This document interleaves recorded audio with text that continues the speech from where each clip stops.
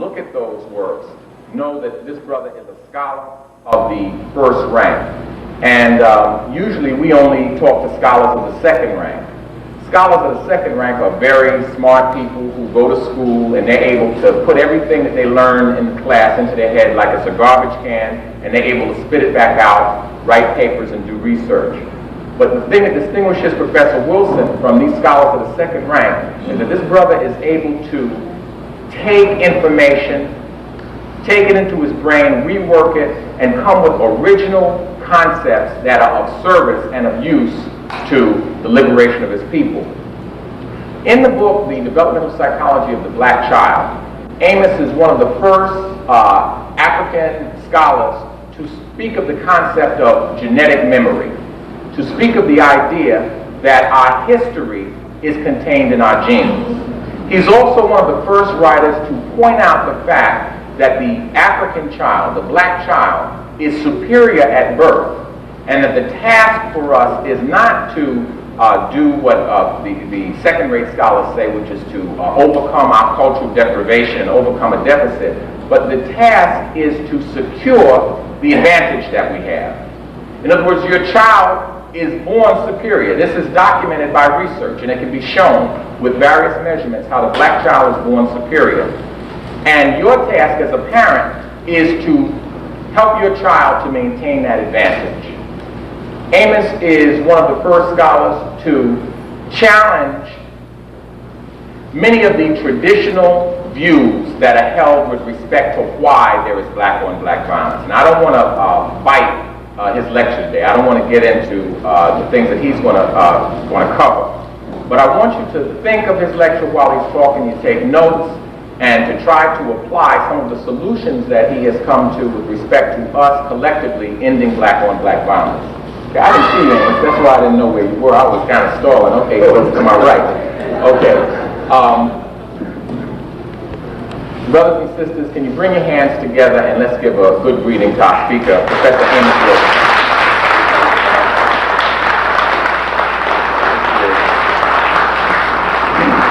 Thank you very much for your welcome. Thanks to Sematab for the invitation. And it's a pleasure to talk with you here again today. I'm going to talk a bit today here about black on black violence, causes, effects, and cures. Related to my current publication, Black on Black Violence, the psychodynamics of black self-annihilation in service of white domination.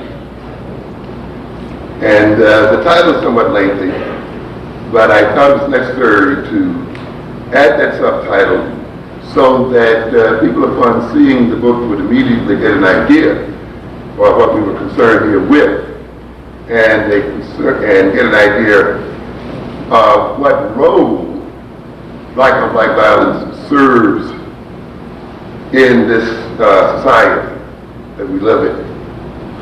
The black on black violence is not merely an expression of personal and individual anger, or just merely the result of a psychopathological personality, but is more of the result of a psychopathological social system.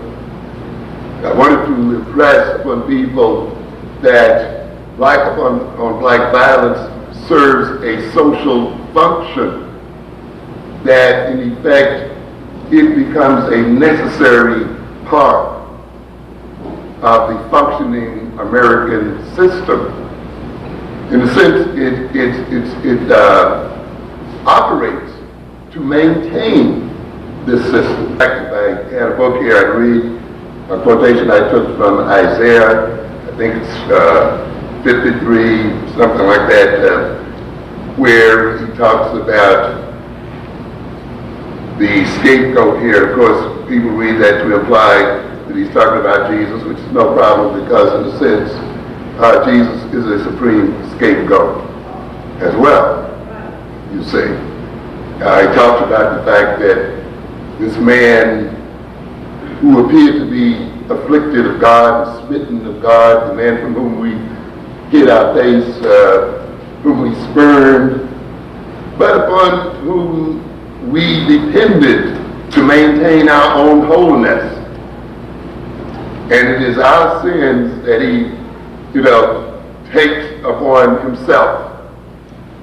In other words, the sins of this country, the sins of this society, are placed upon black people, and in particular the black male.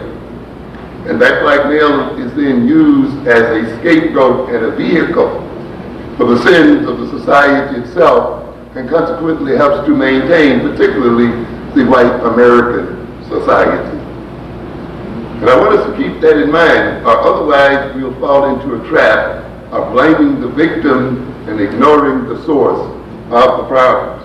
This is a complicated subject, at least it would take some time, so obviously I cannot go into great detail about it. So today I'm essentially going to offer an outline of what I see as some of the causes, effects, and cures for black-on-black violence. Hopefully then you will keep this outline in mind and meditate on the outline and fill in the details, which I will not have time to talk about today. The thing that I try to emphasize again and again is that when you talk about black issues regarding African people, that you talk about them in terms of the context in which they occur.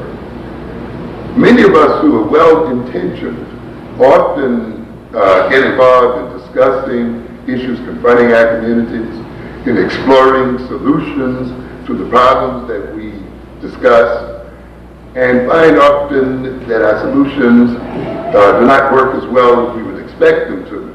This is often the result of the fact that the discussion takes place outside of the context of the reality in which we live as people. We'll discuss black male and female relations as if it's purely a matter of the personalities of black males and black females. As if these personalities themselves are not personality representations of a social system. As if the fights or whatever struggles they may carry out are not at some level representative of a social structure. And therefore it requires that we are to understand the dynamics of black male-female relations. We must understand how the social system in which these conflicts takes place contributes to those conflicts. The same thing occurs when we deal with the issue of the education of African children. We'll often then get caught up in technique, reading technique or things of this nature as solutions to the educational problems of our children. When we fail to ignore, when we don't look at the social context, we will see then, despite the fact of all of the techniques we may project, we still have educational problems. The same thing then must be looked at when we talk about black-on-black violence, or so-called criminality. It becomes dangerous not to look at the context of that so-called criminality of violence. We must recognize that crime of violence and violent expression, these are social products. People don't rob for the same thing in different cultures. They're not motivated to achieve the same thing in different cultures. In other words, the very objectives of a criminal activity, the very objectives of violent activity is socially determined. So what people rob for, or what they decide to steal, the kind of black market activities they enter into and so forth, is determined by the cultural context in which they live, which indicates then that at bottom, the source and motivations of crime and criminality and violence and so forth is socially rooted. If you ignore the social context, then you will get engaged in blaming the victim and seeing then certain people as innately criminal. And of course, this is what this society would like for us to do, so that we can engage in self-blame and not deal with the system itself and the contribution it makes. He wants us to engage in this kind of thinking so that we can no longer perceive those that lead the society as the true criminals, and to deceive us into believing that this society itself is not crimogenic. That is, it is not the source of crime. Black-on-black violence is a manifestation of white-on-black violence. And to a great extent, it is a reaction to white-on-black violence. America is founded on violence. America is founded on the most gross, criminal, and savage activities of any other nation. You know, we often deceive, if you read white business publications. In fact, one evening I was with a couple of friends and we were looking through the New York Times magazine, and they were talking about business organization, management technique. And if you looked at it closely, it would appear that the whites were saying, we are where we are because we have management genius. And we know how to manage businesses. And we've taught the world management skills, marketing skills, advertising skills, and we're just great business people. Then another friend of mine, though, indicated, but they didn't tell you how they just came over and at the end of a gun took this country. And that the ultimate basis then for their being in business is not management skills. It's not the fact that they have MBAs from Harvard and Yale, or the fact that they go to the Wharton School of Finance. That's far after the fact that these people engage in wholesale murder, wholesale rape and robbery. And this is one of the realities, you know, we have to learn as people. We don't want to face the harsh realities of the way the world operates. And we don't want to look at nations and societies and their origins and recognize that when you look at them, you will see them originating in theft and robbery, rape and murder. Those of you who even read the Bible will look and see the Israelites taking another people's land. Even though they said they were promised that land, they still had to fight and they still had to run the inhabitants out. The inhabitants didn't say, welcome Israelites, it's yours, we're going somewhere else. No, they had to fight wars. And you'll see later on, some of you heard Reverend Butts talking this week, of where their God told them that they had the right to go into other nations and kill everything living. Cats, dogs, mules, cows, the whole bit. And wipe them out completely. And if some of you know the story of Samuel, you will see what happened there to King Saul when he decided to bring back some animals. And Samuel says, what? I told you to kill what? Everything.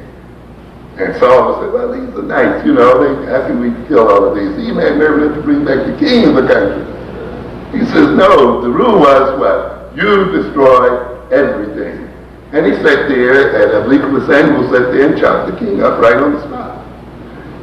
And of course, Saul was punished with madness and everything else. What am I trying to say? That we often forget origins. And we often forget that the origins of nations becomes a part of those nations' character. Just as our individual origins as children, and children in families and children in communities become a part of our adult personalities. The past still remains with us and an operating part of our present. So we see then the origin of America in the murder and the destruction of nations. America began as one of the most dastardly crimes against humanity that has ever been visited upon people. That origin is still in America today. It is the refusal of this society to face up to that original murder and death. It is this society's ongoing attempt to rationalize its killing and murder of Indians that has skewed its whole consciousness today, its morality and its values. They have sought to cover over those criminal activities. And in covering over those criminal activities and denying the original criminal activities, in rationalizing those criminal activities, they lie to the people of this nation, and they create a false consciousness and a false sense of reality in the people of this nation, and consequently they continue their crimes, and they stimulate ongoing crime within their own society. The other origin of this nation, of course, is the enslavement of our people, the extortion of the labor from our people, the manslaughter of our people as they came across the Middle Passage, the misuse and abuse of our people.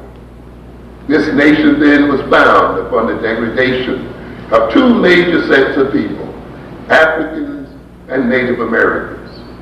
This country today is still trying to deal with its origins. Someone tells me this current movie, Dancing with Wolves?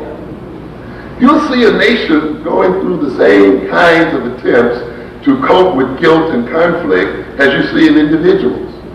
One of the mechanisms individuals use when they're dealing with conflict and traumatic events in their lives, of course, is fantasy. And in a sense, we can look at movies as a type of fantasy. They have never come to terms with what they did to Indians. So now, of course, they're going to try to repay their debt for the dastardly deeds they did by running a movie and projecting the image of the Indian in a positive sort of way. I haven't seen the movie, that's what they tell me that they're trying to do there. You see? But fantasizing and getting engaged. So now, instead of movies where the cowboys and the other people just go right out and slaughter them, and use a theme that's quite interesting in and of itself, that is, we killed the Indians because they were savages. We never quite think about the irony of that kind of statement, right? Yeah. In other words, we savaged them because they were savages. We killed them because they were savages. And many of us sat in movies and took that philosophy in. So the people who were doing the killing and the murdering of a whole nation were doing it for the good. And so we get the phrase, the only good Indian is a what? A dead Indian. You see? And now we see the nation wrestling with these fantasies, renaming the Indians and doing movies and so forth, but it won't wash. It won't wash. We see again then the fantasies that it plays with in terms of African Americans. Now what am I saying then? That as you say in your churches, as we say in psychotherapy, it becomes very important in order for the person to escape their sinful existence, to escape the psychopathology that may be dogging them. It becomes important for them to literally fess up, to come clean and confess their sins, and to atone for what they have done, and to admit the wretchedness of their existence. However, as long as the sinner, as long as the neurotic continues to deny, continues to distort, continues to rationalize, they in a sense then continue to cause abuse and trouble. And they continue to do harm and violence to people with which they're in contact. So in a sense then, since white America has not yet admitted its sinful nature, admitted its criminal nature, since it tries to rationalize its basic criminality, it must then continue to project criminality on other people. It must, in a sense, try to make African people responsible for their own enslavement, just as it tries to make the Indian responsible for their own decimation. In other words, then, you have a racist psychological character assassination that is ongoing. The continuing assassination of African people, which you're talking about here today in terms of the Post and other newspapers, the continuing assassination of African people on radio, TV, magazines, and every medium is an attempt for whites to continue to justify the original crime of enslaving and abusing black people. And consequently then, as long as they can assassinate the characters of our people, as long as they can project that we are innately criminal, that we are innately inferior, they can feel justified in terms of what they have done to us and what they are doing to us and what they will do to us as a people. In order to deny their own criminality, they must then project that criminality on to other people. And you will see then a standard feature of white American society is that of projecting criminality on non-white people. Black people, Indians, Iraqis, it doesn't matter. As a matter of fact, a part of the New World Order is to demonize the third world and use that world as a means for attacking it and exploiting it and maintaining empirical control over it. And it will do that by demonizing and criminalizing non-white people. We've seen it in Panama, we've seen it in Grenada, and as I mentioned, we've seen it in Iraq. And now you can bet your bottom dollar that these people are in search of other enemies at this point. Because you see, ladies and gentlemen, the military-industrial complex is a complex that needs a chronic enemy, because that complex has become so vital to American economic stability. And so consequently, the nation literally has to stay in a permanent war mode if it's not to undergo drastic reorganization of its social and political system. Consequently, then, it is literally forced to demonize other people and to criminalize other people as a basis for maintaining its own economic social system. And this is what we're talking about then when we talk about a scapegoat psychology. Some people were baffled when Bush, in a matter of a month or two, could turn Hussein from a friend into a devil. But when you understand what we call real politics, there's nothing baffling about it at all. Because the one constant that goes on in foreign policy is that of self-interest. And that's the only thing you're concerned with. If it maintains your self-interest, at one moment to say a person is your best friend, then you say that they're your best friend. If it maintains your self-interest to the very next moment to say that they're your bitterest enemy, then you say that they're your bitterest enemy, you see. And this is the kind of game. In fact, the phrase is that nations do not have permanent friends, they only have permanent interests. And consequently, when nations try to maintain their so-called internal coherence, they will make or break outsiders as a means of doing so. The black community then within this nation is used as that kind of regulating mechanism. It regulates the wholeness of the white community by performing the role of the scapegoat. This nation continues to practice direct white upon black violence. We see it, of course, in the lynching that occurred in Howard Beach, the lynching in Bensonhurst, the lynching in various other communities in the society. So even though we talk about lynching as something that occurred in the 1920s, 30s, 40s, 50s, we can see that lynchings are still a part of the American landscape this very day. We see, of course, direct assault on the black community through police brutality. In New York City and environs, I think we can list well over 300 or more cases, or approaching 400 cases or more of police brutality against members of the black community. Of course, we're familiar with the King case out there in California, with cases that occurred here and now. That means, ladies and gentlemen, through its police force, the white American society is directly assaulting the black community. And these are the cases we hear about. We must multiply these cases we hear about many-fold to get some idea of the continuing violence being practiced against the black community.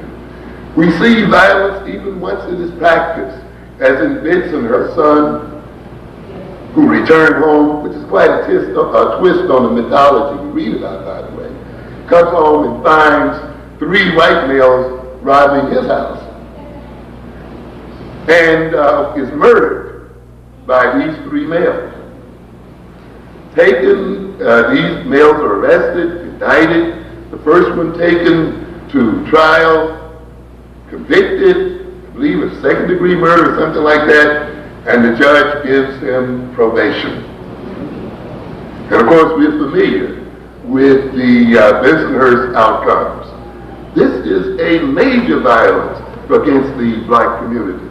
This kind of injustice sends all types of messages to the white community, of course, to let it know that it basically can attack the black community with impunity.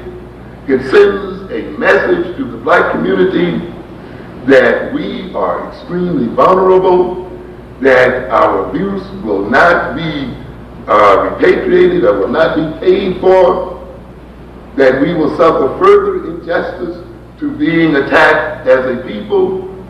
It means then that the message is being sent out that we ourselves are unworthy people, and that we ourselves were fated to be the objects of violence of other people. And there are other implications I don't have time to go into today. So the thing that I want to impress upon you then is the fact that this is a violent society. When you compare this society to other societies in terms of the number of people in jail, its murder rates, assault rates, whether you're talking about blacks or whites, you will see that it is a number 1 in terms of violence. As I think Rap Brown said, violence is as American as his apple pie. And that is very true. And when you have then a violent society, it produces violence. When the white American society then projects criminality on black people, that is, stereotypically sees blacks as criminals,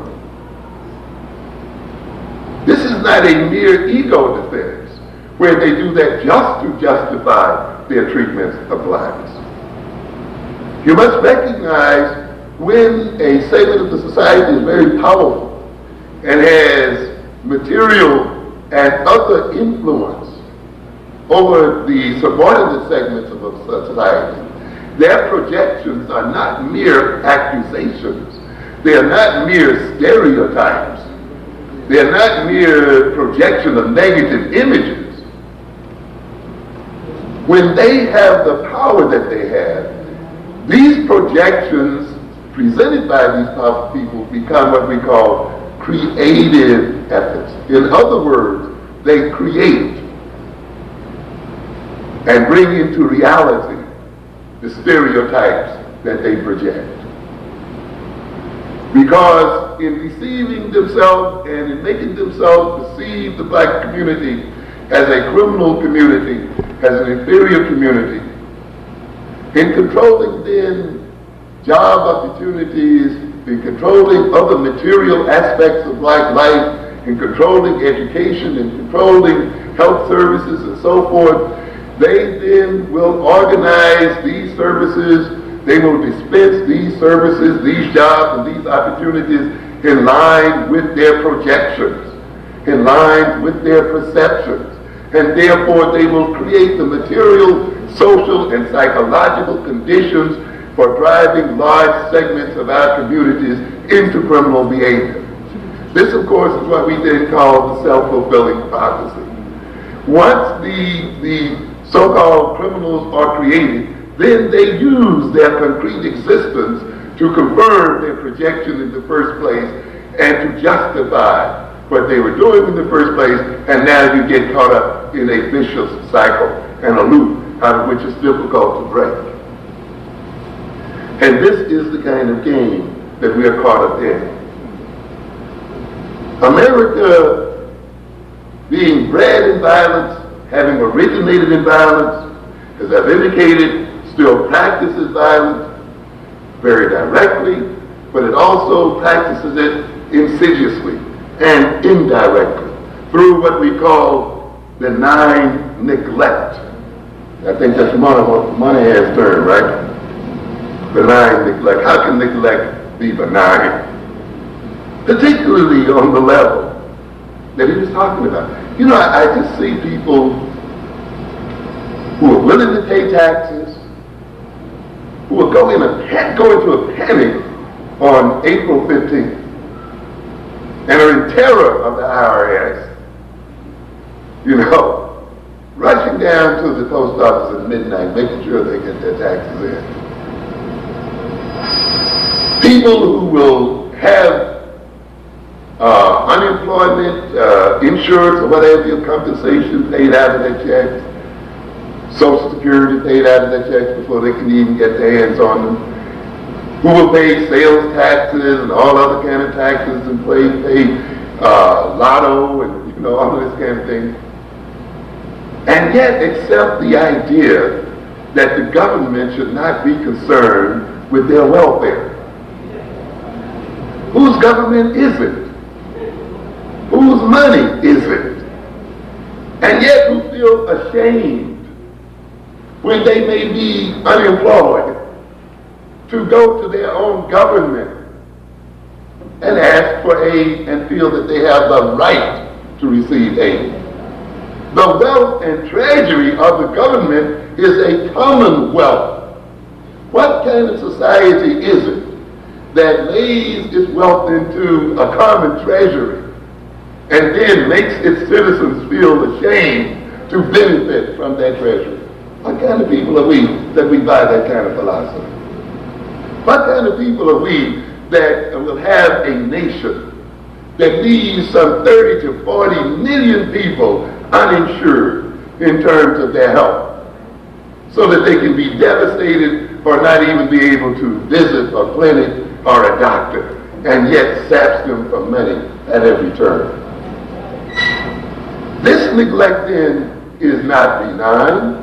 Mothers who cannot go to child health clinics, or mothers who go through a whole of a pregnancy often without visiting the doctor at all, or mothers then who produce low birth weight children, low weight for date children, children who suffer various sorts of problems, children whose intellectual and social potentials are distorted and impaired, and whose learning capacities are impaired, and therefore become a social burden to the nation and, more importantly, to a people themselves.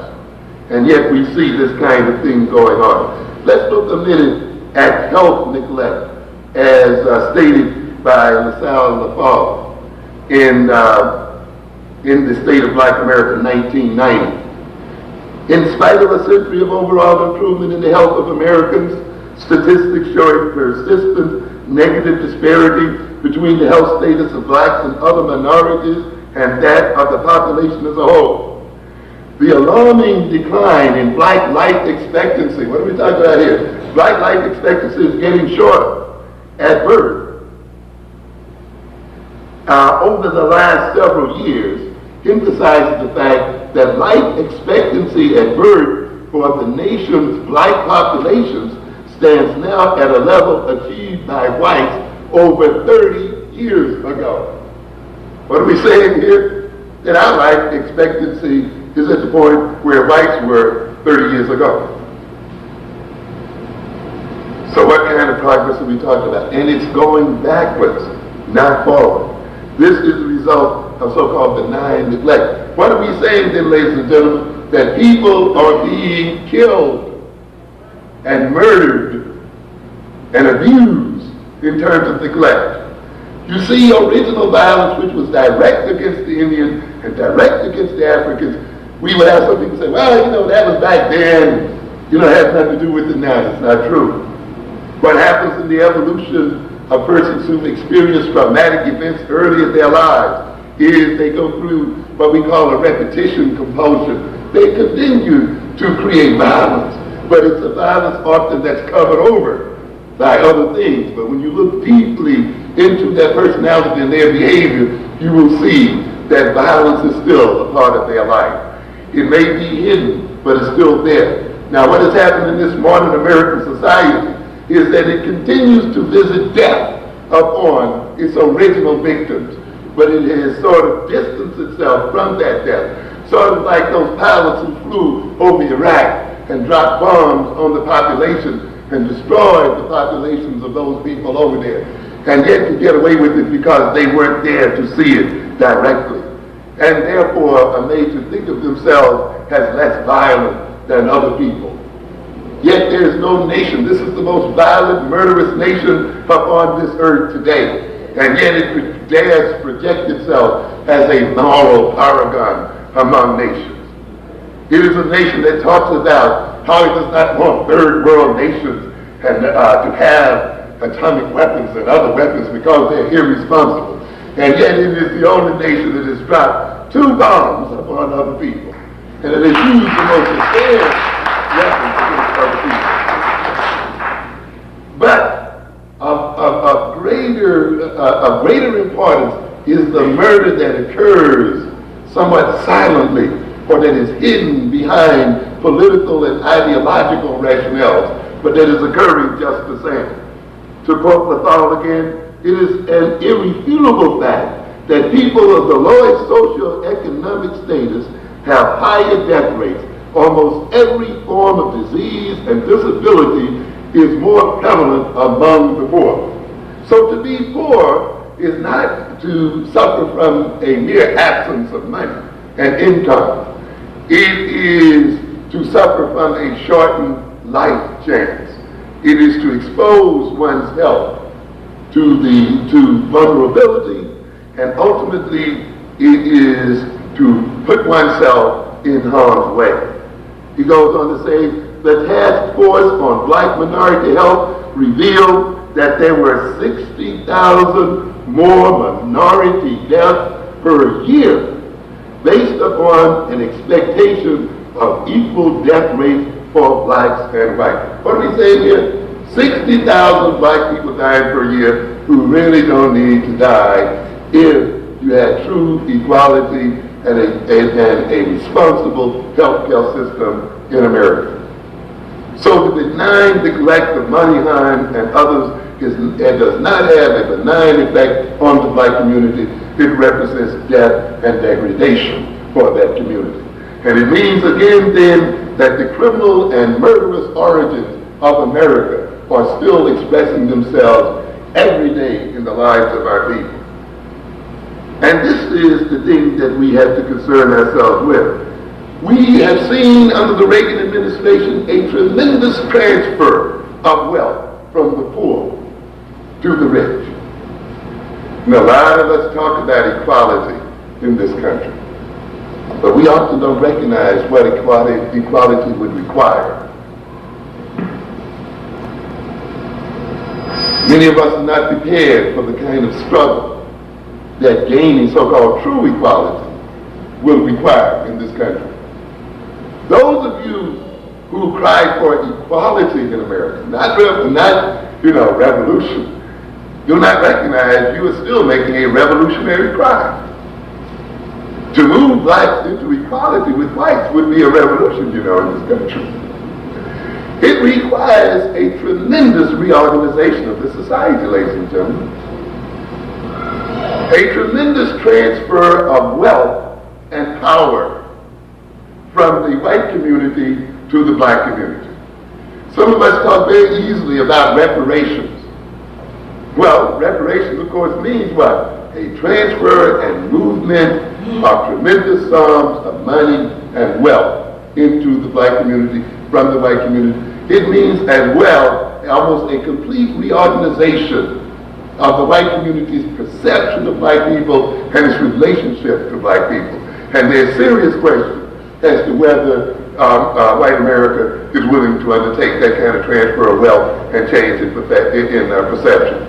It can pay Indians as long as they're out there on the reservations. But can it really pay black Americans and at the same time provide equality in this so-called system? I doubt it very seriously. In fact, if we look at the Reagan years, we'll see a situation where the top 1% of the society had an income increase of 85% before taxes. And at the same time, got something like a 23% reduction in its tax rates. And we see the lower 20% in the society losing income at a rate of 12% and its tax rate going up from 3 to 5%. What does that mean then? A tremendous transfer of wealth from the poorest segments of the society to the richest segments of the society. I think there's a portion in my book where I make the comment that really, when you look at so-called criminals in terms of class, I said something like, the poor rob houses and the rich rob nations. And this is what we have here. The rich rob the nation. They don't have to mug in the street. That doesn't mean that they're less criminal. Just means that they have another means by which to rob. Why knock somebody in the head when you can work for an S&L and just rob the whole people and make the things build? And we call them white-collar crimes, as if they're not robbing you just the same. Marion Wright Edelman talks about this neglect in the State of Black America in 1989. Despite significant progress in reducing U.S. infant mortality rate, the rate for blacks remains twice as high as that for whites. In 1986, where white babies died at the rate of 8.9 per thousand, non-white children were at 15.7, blacks were at 18.0 per thousand. This is murder, ladies and gentlemen. In 1990, there were 16 times as many measles cases as in 1983. You're hearing about the measles epidemic that is beginning to recur in the society. This is the result of benign neglect. And the kind of measles now that is coming back seems to be more vicious than the original form and is occurring at an earlier point in these children's lives. I think now, Dr. McIntyre could probably clarify this, the measles attacks are occurring before age 5, early in the life of these children. The immunization initiative is but 20% less than the levels recommended. This is death and damnation. America's child poverty rates have been growing and are levels well above any year in the 1970s. The recession years of the 1970s and 80s saw an average of 750,000 poor children a year. The budget offers no steps to deal with the recession or to reduce the poverty. So what do we have here again? Devils. Let's look quickly at what I call educational neglect. Again, quoting from Marion Wright Edelman in 1989, The State of Black America, for that by Urban League. The education president, she says, proposes to abandon much of the federal government role supporting school improvement. And you saw the other day, he ballyhooed a much heralded educational platform. No additional monies or anything at all involved here. He will still dump the cost of the educational burden on the cities and the states. Despite Head Start's proven effectiveness, the progress has never been funded at levels which would allow it to meet the needs of all eligible children. Hundreds of thousands of children are on Head Start's waiting list. What are we talking about here? We're talking about early childhood education. I'm currently completing a book on the education of the African American child. and dealing at this point with early childhood education, its long-term effects. When we look over the effectiveness of early childhood programs, we note that these programs not only improve the academic capacities of these children, and not only increases their IQ, their intelligence, and their social relations capacities and so forth. They have the long-term benefits of course, having those students who've undergone this education as a whole to drop out of school at a lower rate than children who have not gone to these programs, to graduate obviously at a higher rate, to gain gainful employment at a higher rate. Fewer of them will be engaged in juvenile delinquency or ultimately grow up to commit crime. Fewer of them will be on the welfare rolls.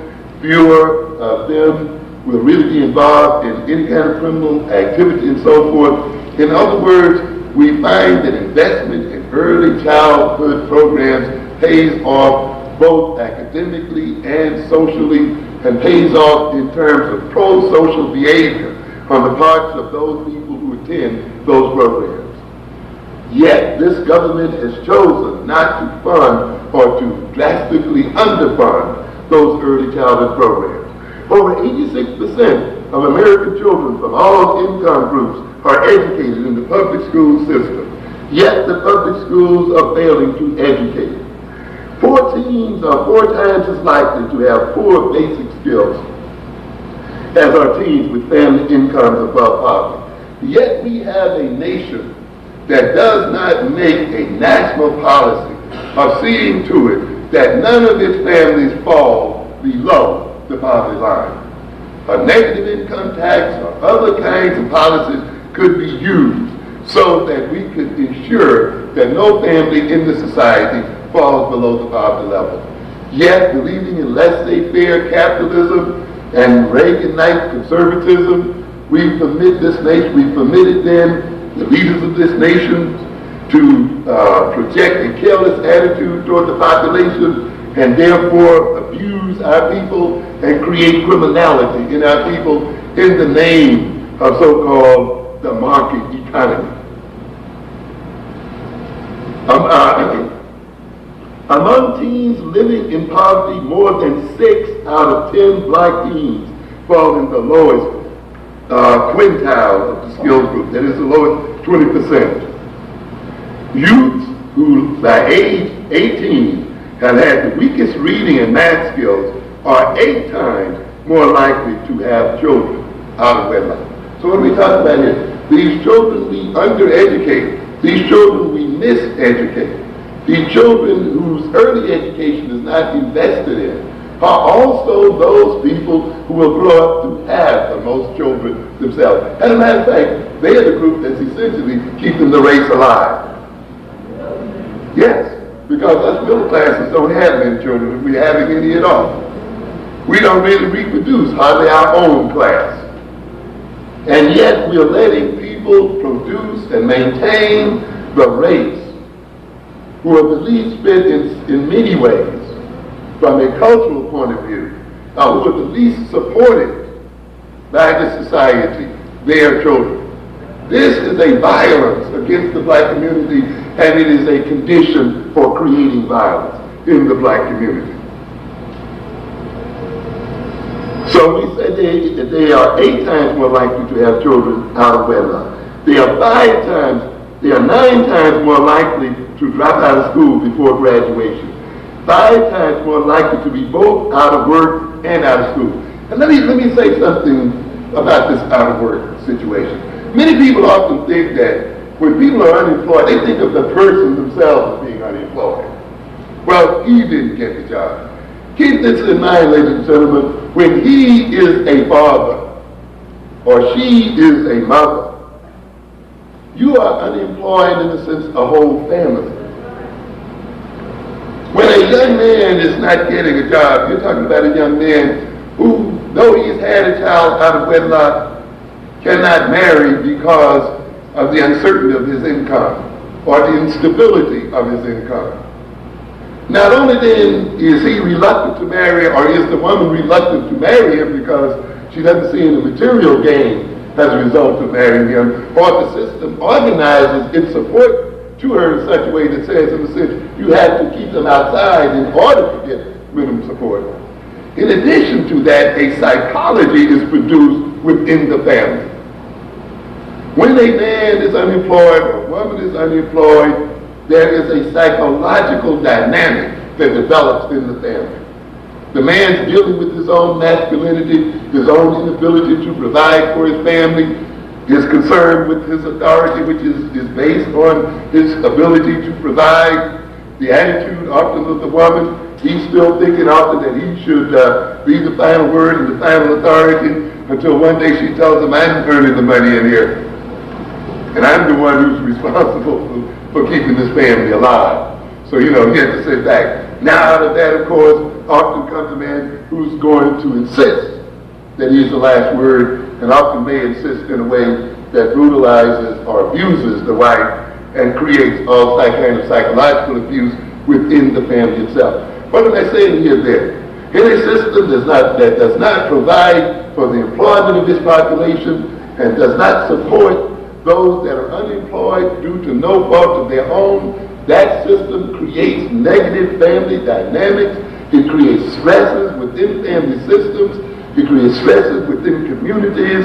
It creates traumatic relationships between people. And out of these stresses and confusions and uncertainties and so forth arises violence. And that violence is going to occur within that family, within that community, within that race. And then we'll have the outside community saying that this family or this race or this group is violent innately, that we have nothing to do with it. We have here then that these youth who are out here dropping out of school and so forth are 4 times more likely to be forced to turn to public assistance for basic income support. Young women with 4 basic skills, whether black, white, or Hispanic, are more than 3 times as likely to be parents as those with average or better skills. 18 and 19-year-old men with 4 basic skills are 3 times as likely to be fathers as those with average basic skills. The federal Chapter 1 compensatory education program supports remedial education programs serving poor children, but this cost-effective program, that is, if you invest on the front end of these children's education, these children will come to contribute to the society and cost the society far less than not investing. But we have a system here, and we have a state here that is paying now almost $50 million a month for prisons, and yet will cut the budgets in schools, as we see here in New York City, will cut budgets in city universities and its universities and schools, particularly now that they are black, and then pay out millions and millions of dollars in order to incarcerate black males. It's a backwards type of system. By investing, and they're willing to pay from from $30,000 to $50,000 a year per inmate to put a black man in jail, and they have millions of them in jail. As a matter of fact, so many that they could make up a city as large as Detroit. They're willing to make that kind of investment, but will not invest $4,000 a year for a child and reap the benefits thereof, which lets you know, ladies and gentlemen, that there is a deep factor of racism involved in the way the government dispenses its income. Time is going rapidly here. Let's see then. So they fund these programs to only about half, for only half of the low-income students in need of its assistance.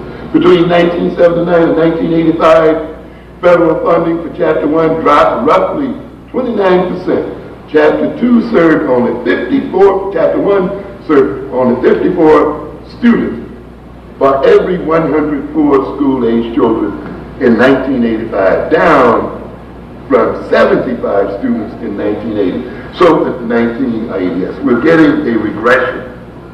So let me sum up this segment here. What I have said so far then is that America originated in violence, and that violence still expresses itself in both direct and indirect ways.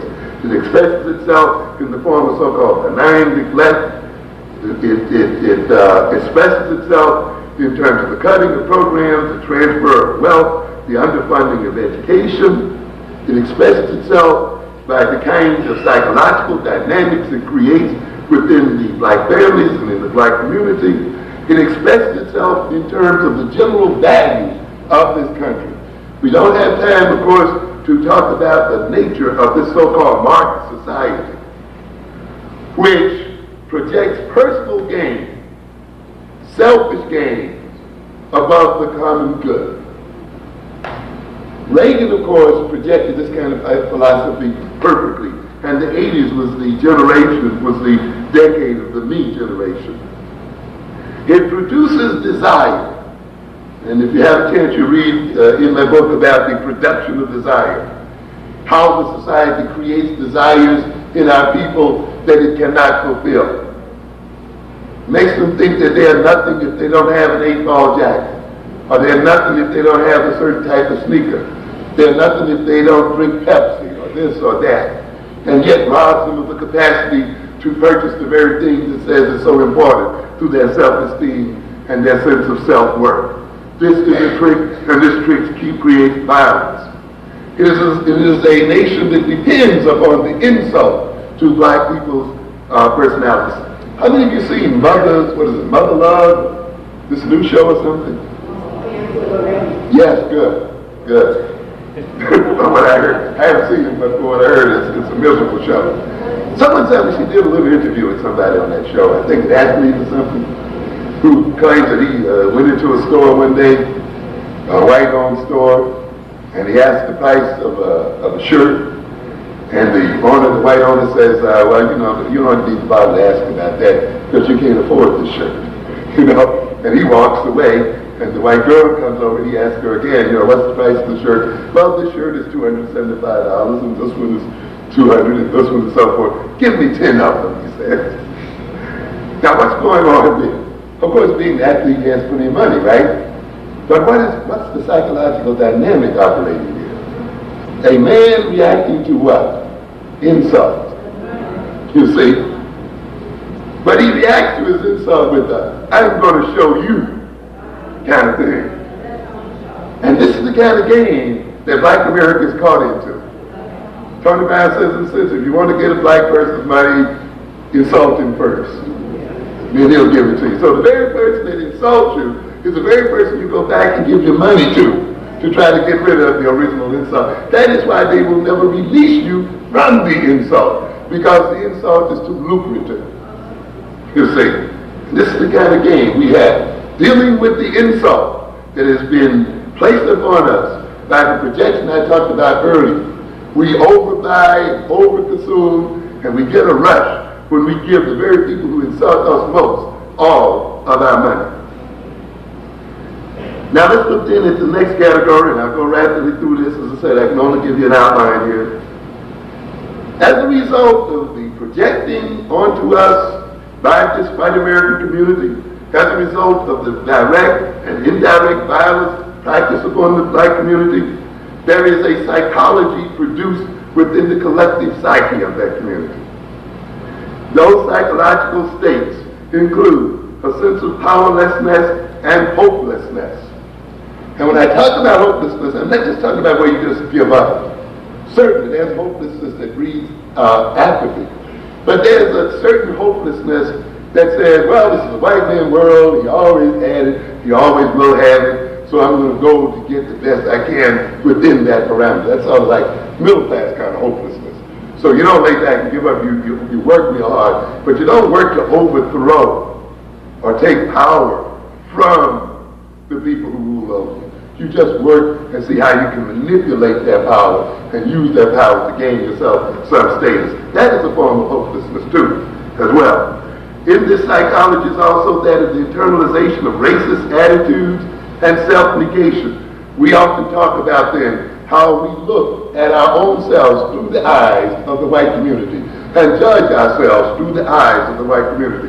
When we do so, then it means that we have internalized white racism and the white racist attitudes toward ourselves.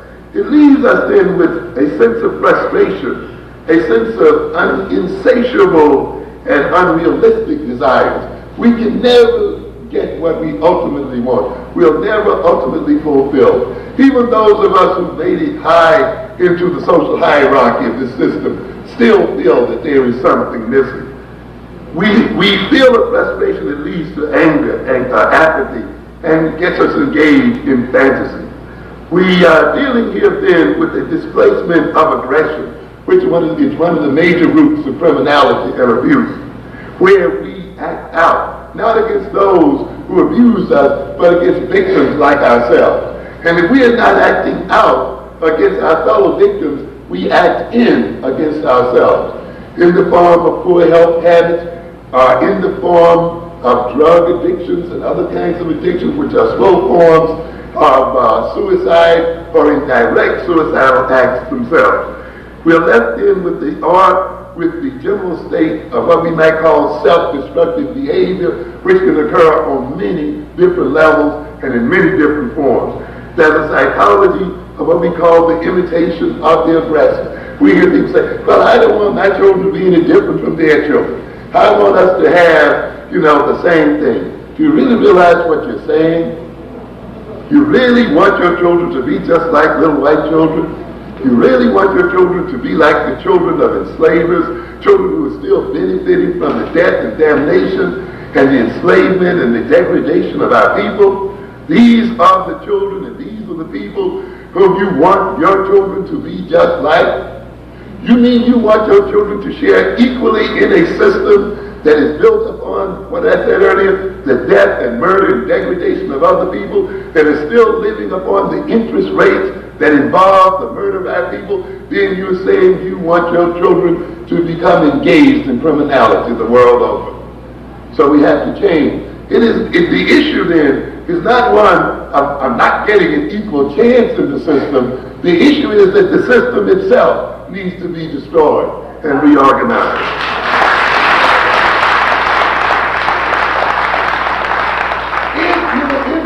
If you're going to imitate white folk, then you become a part and parcel of that criminality. And that's why our black men and women were in the Middle East. That's why our black men and women are in Grenada. That's why our black men and women were in Panama. That's why they'll be in Africa or anywhere else they decide to land in our black men and women. And one day, ladies and gentlemen, if you let them go to war against black people in Panama, if you let them go to war against black people in Grenada, if you let them go to war against non-white people in the so-called Middle East and black people there, and go to war in Africa against black people, you're going to look up one day and your own sons and daughters will be going to war against you here in America. Check it out. Because the psychology is already okay. So we have to recognize then this imitation of whites is not a healthy goal for our people. And therefore those who imitate whites, and I show in the book there that the black-on-black violent criminal is a white racist man in blackface. When you look at the psychology of the black-on-black violent criminal, you will see that it is the same psychology that motivates the white racist. It is the psychology of the people who killed Indians. It is the psychology of people who enslaved black folks. It is the psychology of people who will use and abuse other people to achieve their own self-centered and self-concerned goals. Another part of that psychology, of course, is alienation, self-centeredness, and short-sightedness.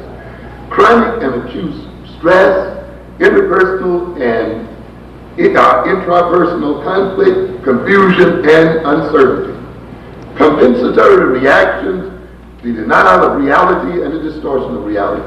I want you just to keep the outline in mind here because we're wrapping it up. We're going in there from what? The origins of this nation in murder and degradation, the direct violence of this nation, the indirect violence of this nation, the kind of psychological state that it puts black people in as a result of this kind of violence. Now, the people who are at the point of destroying themselves the most, if we can say that, or who we see destroying themselves to a very great extent, are those youngsters between the ages of 15 and 24. It is in some areas of this country, I'm quoting from the New York Times here recently, in some areas of this country, it is now more likely for a black male between his 15th and 25th birthday to die from homicide than it was for a United States soldier to be killed on a tour of duty in Vietnam. The figure showed that the rate among black males was rising fastest among those ages 15 to 19, indicating that violent death was becoming increasingly a problem among adolescents. I wish I had time to talk to you about what that means. It means the very crop, the cream of the crop of the race is being destroyed before it can even move into manhood. And just think about the psychological implications of that. Men who will not marry, men who will not produce families and so forth, are people whose death create traumatic events within the families when they are killed, or kids who murdering other kids create traumatic psychological situations within their own families. Think of the amount of social stress and trauma that occurs both to the families of those that are killed and to the families that contain the killers. And you will see then that a killing of a young man on the street and the young man that kills him is something that spreads out through the community as a whole. It is not a mere incident between two people. It is an incident that involves two families, families of people, ultimately communities of people, and ultimately races of people. Now then, I'm mentioning this because I want you to see that the psychology that I just mentioned of frustration, displaced aggression, of internal racist attitudes, and these kind of things, when you combine that psychological state, which is common to all of black folk, regardless of class level, with adolescence, you get a lethal mixture here. Because one of the major problems of adolescence, I'll just name them, I won't explain them. Think about what an adolescent is involved in at that point. He's involved in issues of self-concept. Who am I? What am I? He's usually, in this culture, in an identity crisis. Who shall I be? What will I be? Gender identity crisis. Am I a man or a woman? What does it mean to be a man or a woman? And so forth. He's involved with his sexual identity. They're involved with self-esteem. They're involved often with rejecting the norms of the society. They're involved with issues of masculinity. They're involved here with their body image, with their emotional lability. That is, you see this moodiness often in many adolescents as they struggle to bring their emotions under control. They're engaged in trying to gain social acceptance, to deal with their peers. They're engaged with the alienation that occurs during adolescence. They're engaged with how they're going to use their intellectual and cognitive capacities. They are questioning the morals of the society. They're having values conflicts. They're concerned with their vocational choices, their clothes, their cars, symbols of status, and invidious comparisons between themselves. So what are we saying here? We got the regular adolescent concerns, which are in and of themselves stressful enough and confusing enough, now conjoining with the standard psychological state that occurs as a result of white-on-black violence. And you can begin to see why it's going to move these kids toward the behavior that we've just described. Now then, it is not enough, though, just to see the psychology of us in general and see the psychology of adolescents in general. You must throw one more thing into the pot to bring these ingredients together and produce what we call a synergistic reaction. That is, where a group of substances or a group of causes combine to produce a larger cause. Whereas these causes by themselves may not create as much of a problem, when they join with other causes, they bring about a major problem. That is, we have to now look at the context in which black-on-black violence occurs. We find many of us comparing ourselves as adults. When I was young, we weren't this way, we weren't that way. These youngsters today are this way and that way. Every generation of youngsters is different from the prior generation. You have to keep that in mind. Because every generation of youngsters is living in a completely different social and cultural context than the prior generation. So when you're comparing yourself to the youngsters, your early years with these youngsters, you must remember the context in which you existed as against the context in which these youngsters exist today. And I think you will begin to realize that these youngsters are dealing with a context that's far more devastating in many ways. Let's look at that context. They're dealing in the context of unemployment, poverty, overcrowded, ghetto life. Many of us still remember rural existence, southern existence, small community existence, family existence, and things like this. Well, now you're dealing with urbanized youth, the largest percentage of them put into the cities of this country. So they're dealing with urbanization. They're dealing with the post-industrial age, which means all of the industries have been shipped out of this country. A large part of them have been shipped out. In the old days, when you dropped out in the 8th grade, you could go to the factories, you could go to the automobile plants, you could go to the dockyard, you could go to the stockyard, you could go here and there and make a decent living. Those things are not out there now. You see, and you have to see what that means. We're in an information processing age. Today, basically, you're either processing information and data or you're on the lower level service job. There are hardly any ones in between. And the black community is getting ready to be crushed again because this country is making a treaty with Mexico and Canada where it is getting ready literally to ship out the rest of its industries and leave this country almost completely deindustrialized. And if the black community does not wake up and realize what is going on, we are going to be in a major, major squeeze. And an example of that squeeze, of course, is Detroit.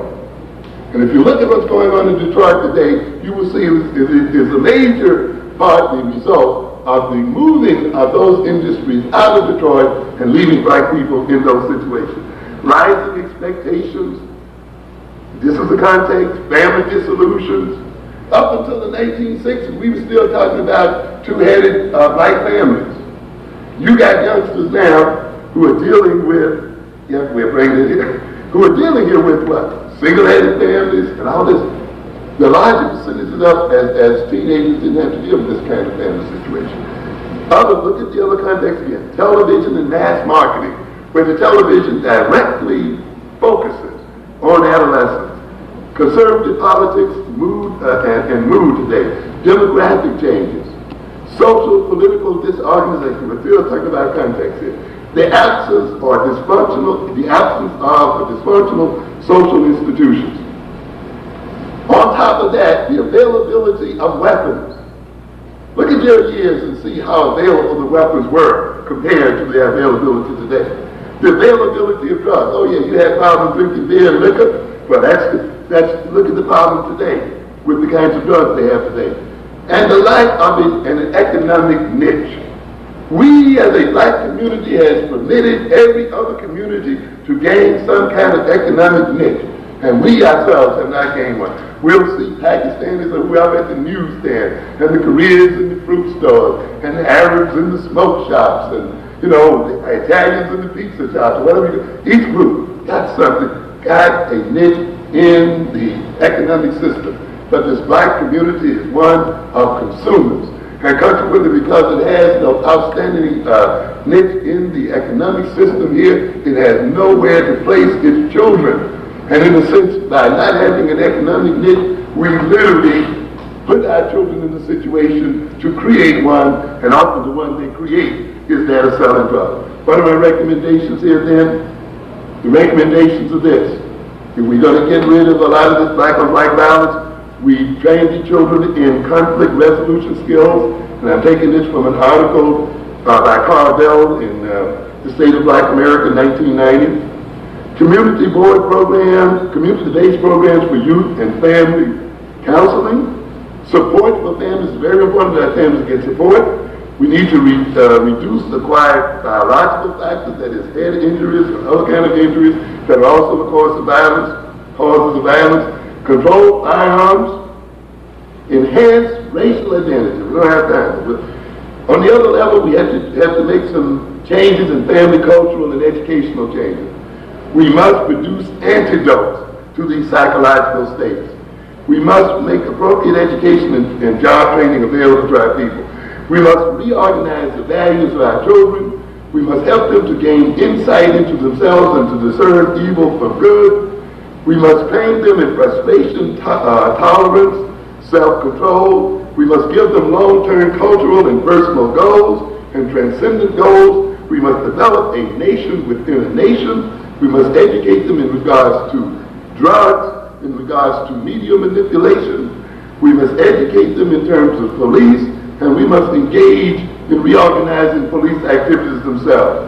From the level of police action, or political action, we must try to get these these conservative administrations out of office. And these Democrats who suddenly become neoconservative must not continue to depend upon the black vote. We must lobby for our early childhood education programs, protest vigorously when the state reduces programs that are important to our community, and of course continue to press for civil rights, and those of us who claim we know better should run for a political office and not complain merely because others are in those offices not doing what they should. In terms of economic action, we must economically reorganize the black community. We must boycott these businesses and run them out of the community and make them for ourselves. I must say this, we don't have to justify the removal of Koreans out of these communities based on any knocking down of women and mistreating of children. As I told you before, we don't owe the Koreans anything.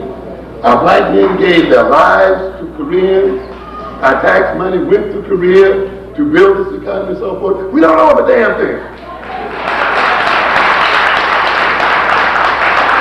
And we don't have to feel guilty for saying at this point, during de-industrialization, when there are no more industry jobs and dockyard jobs and other jobs, that we can no longer afford to give our money to other people.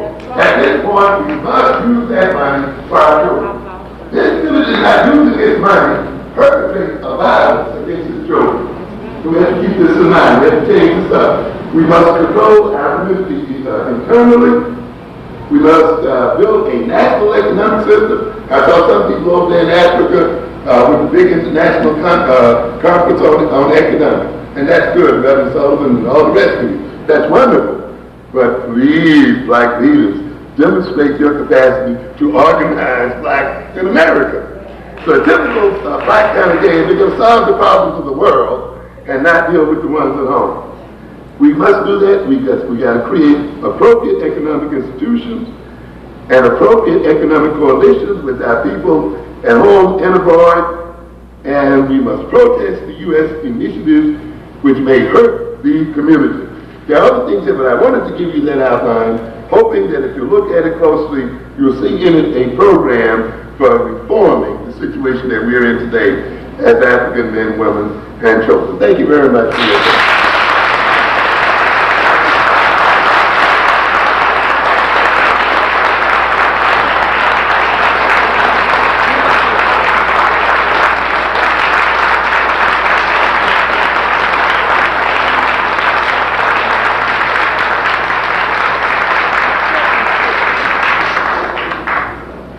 Amos, I want to thank you so very much for that marvelous lecture. I just want to move along very quickly because I know you want to ask him a few questions.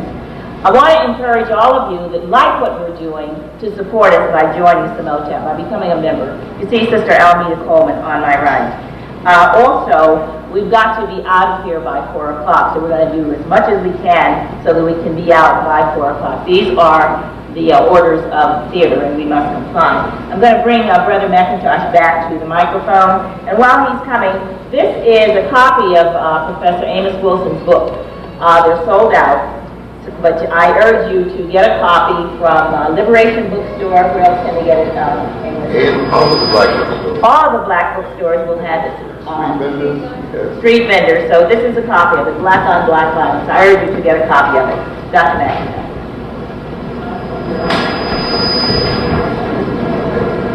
Okay, brothers and sisters, Brother Amos touched on something right on the end that is in line with what I'm getting ready to present to you right now. I want to do a quick vote on certain things that Samotap is doing to find out whether or not you are for it, whether or not you support it, whether or not you think that it's something we need to do. Keep in mind the word need, whether it's something we should keep doing. Do you think that we should keep mailing the announcements to our programs, that when people call and want the addresses and phone numbers of the radio stations where racist media is being perpetrated, that we should mail those things out? How many people think we should still do that? Raise your hands. Okay, good. You can do it by applause. That's the same, just as good. How many of you think that we should have a telephone to answer people's requests about, clap your hands if you believe that, okay? How many people think that we should continue a monthly lecture series in which we have speakers of the caliber?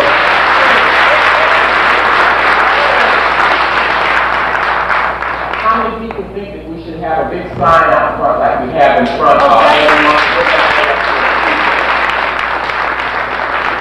How many people think that we should put out a newsletter quarterly and keep that going out front? How many people think that we should invest our money to purchase products like the beautiful handbags, the beautiful t-shirts,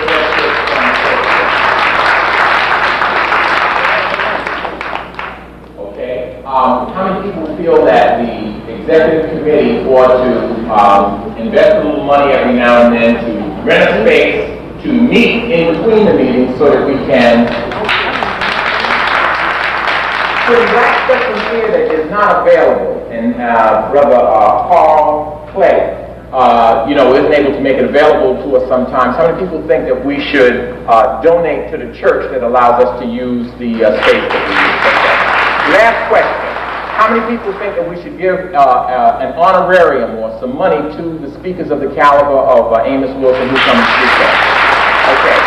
Then if you believe that we need to do that, instead of me going through the jokes that I usually go through about, you don't have to pay money to go across the bridge, just stay home and I'll write your doctor's note and all that. Let's be serious adults about this particular thing. There are people who have said to me that it's embarrassing for Samotap to beg for money. And you're right. But we have been called, and Amos alluded to it, of people who buy what they want and beg for what they need. You have all applauded and told me that you believe we need those things that I just said. And because we need those things, I've got to ask you for some money right now.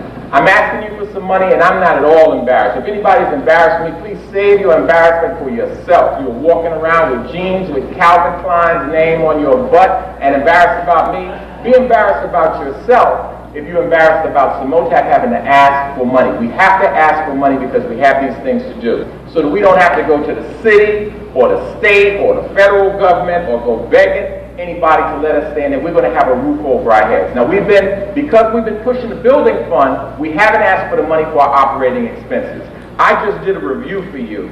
The telephone, the message service, the mailing, the newsletter, all those things are things that cost money, and we have to support it. If you're wondering where that money is going to come from, how many people out there have HBO? Clap your hands. Come on, tell the truth. Okay. One of our Samotap members, but he's very well known to most of you. He's an author, a writer in his own right, Claude Brown. Claude, would you want to...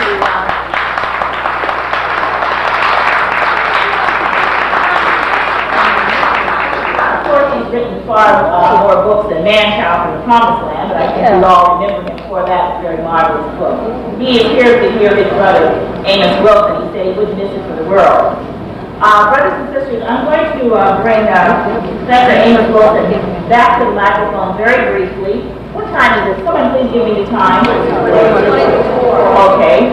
We're going to take 3 questions. We're going to ask that you come to the front of the auditorium and line up, just 3 of you, please, because we'd like you to have the opportunity to ask questions.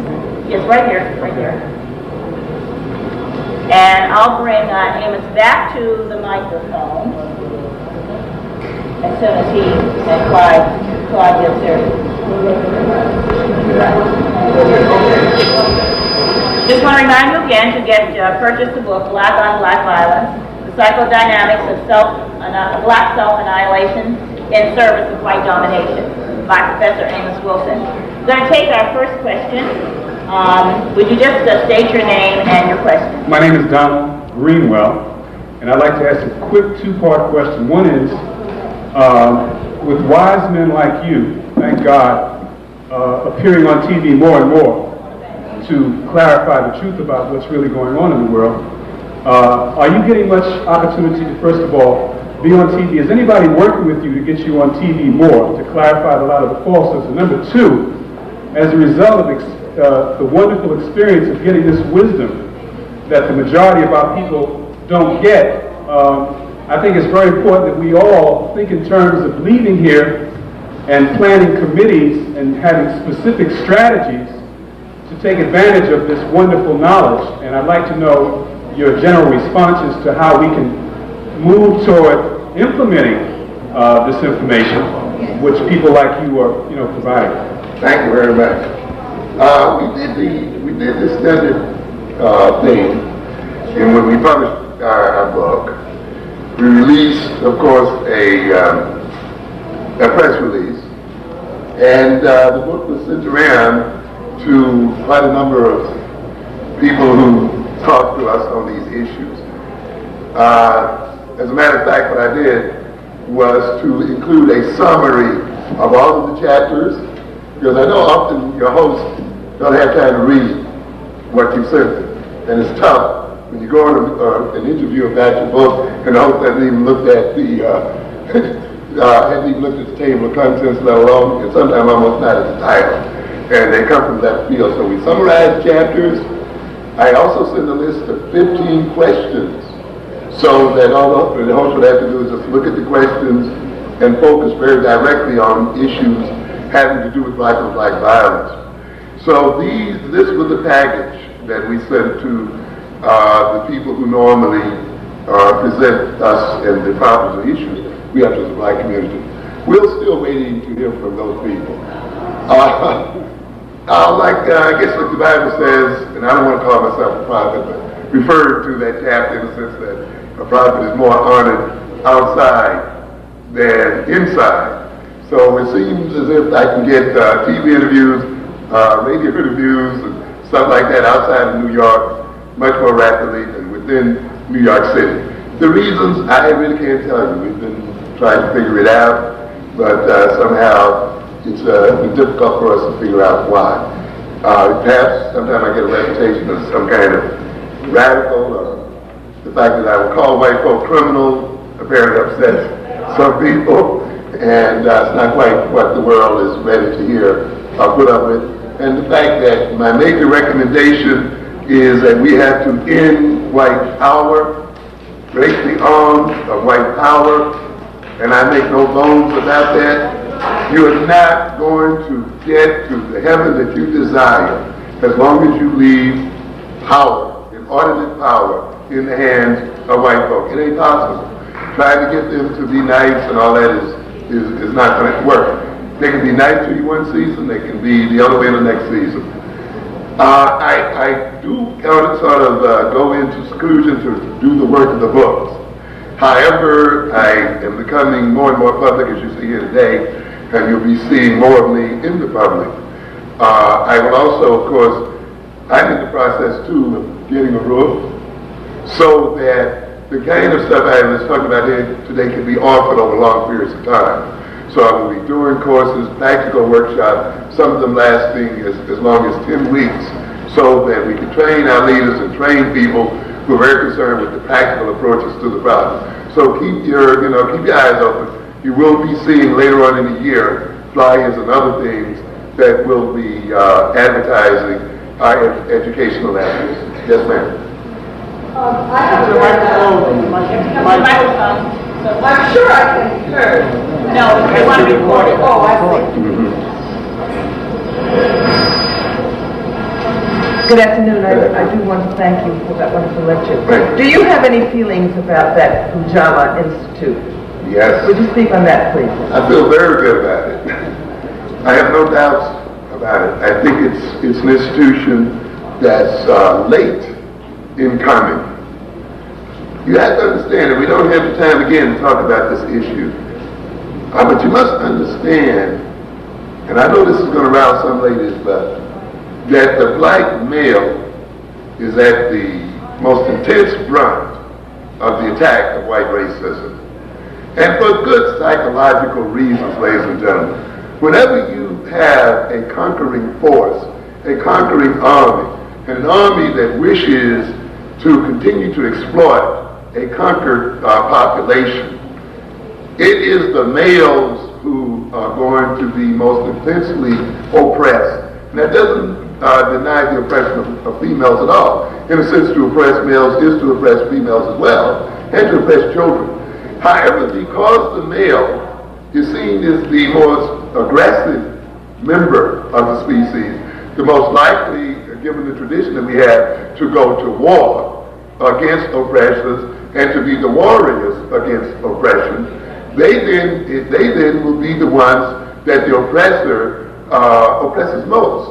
You will see then when you have a conquering army coming into a situation, they will often kill all of the young men or kill the male boys and of course kill the adult males or take them and put them in concentration camps and other kinds of holding facilities because they recognize the threat posed by males, particularly males then who may be aroused by nationalistic and other motives. So we see a situation here of the black male, and I want you to recognize another thing, and this too I have to leave unexplained due to the time. Literally the whole world and any number of groups that you may identify rest on the backs of black males. What am I saying? In other words, the black male is on the bottom of the heap of all of these other groups. And consequently, you will see these other groups being disturbed at any instance where black males look like they're beginning to come together and act in concert against those who oppress them. And I've seen, when I've been out at meetings and a bunch of us have been at a table, you can see the fear and the curiosity of people trying to figure out what it is about these black men. People get upset when black men have exclusive conferences. Everybody feels that they have a right to invade it and to see what's going on, you know. We're the only group that everybody feels like we don't have a right to privacy. And so what are we saying here then? That the black male has received special negative attention from this system. Consequently, that male has to receive special positive attention from this system.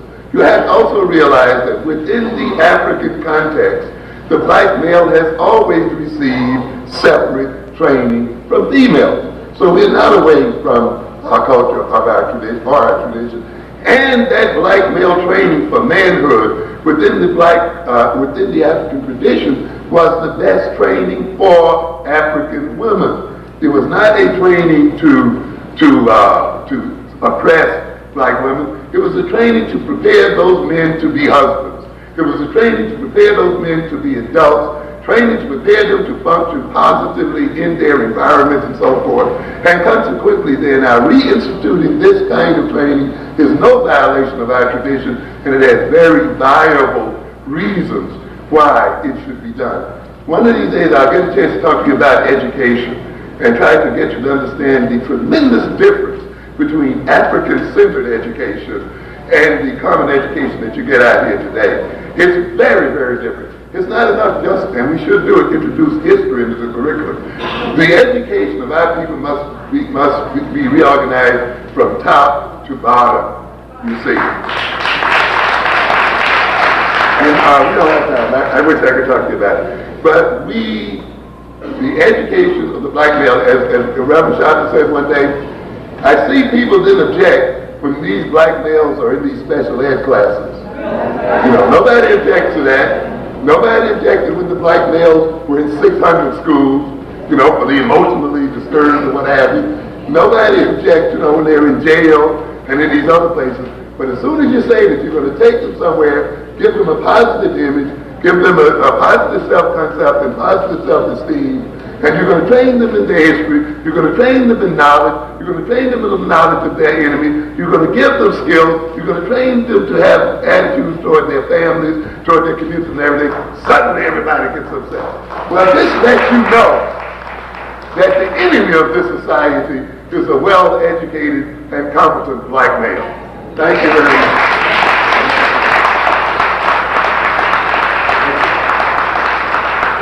We promise you the next time that Professor Wilson comes to us to speak, it'll be under our own roof and we can stay as long as we like. I'd like to thank this wonderful audience for $927. You were very, very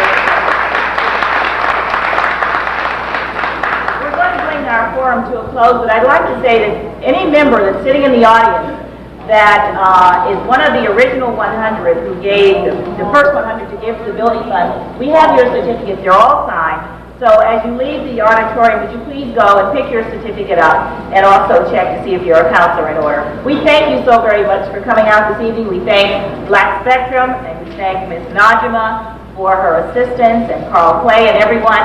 And we look for you on the 18th over at Bethany Baptist Church. Get home safely.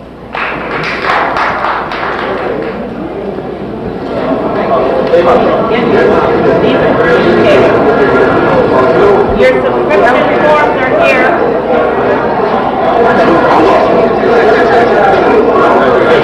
If you're interested in entering the contest, our forms are right here. Thank you, Todd. Are you ready? How are you?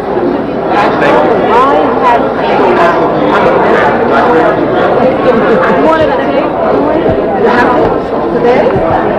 Vanessa, let me ask you a question.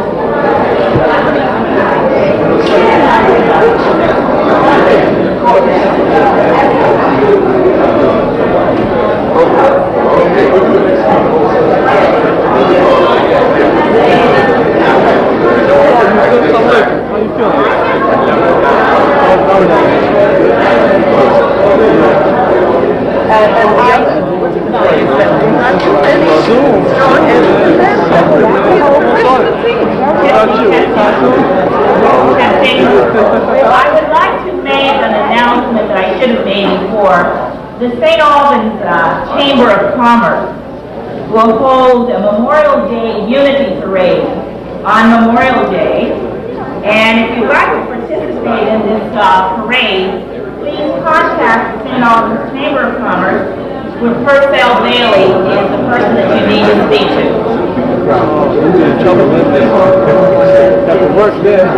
And if you'll go downstairs in the gymnasium, there's a wonderful flea market that's going on now, and they even have food if you're a little hungry. So visit the flea market.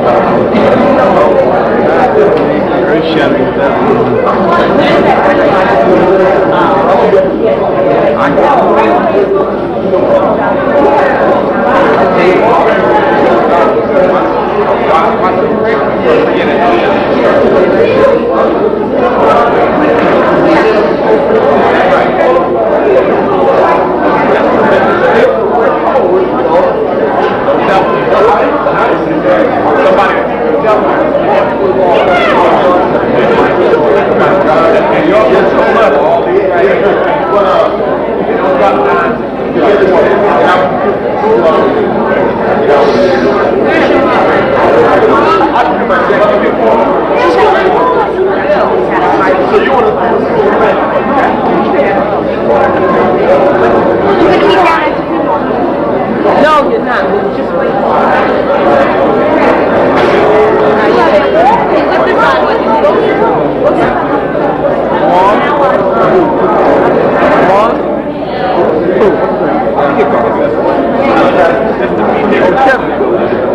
No, I don't know, man. I haven't seen him in a while. The last album was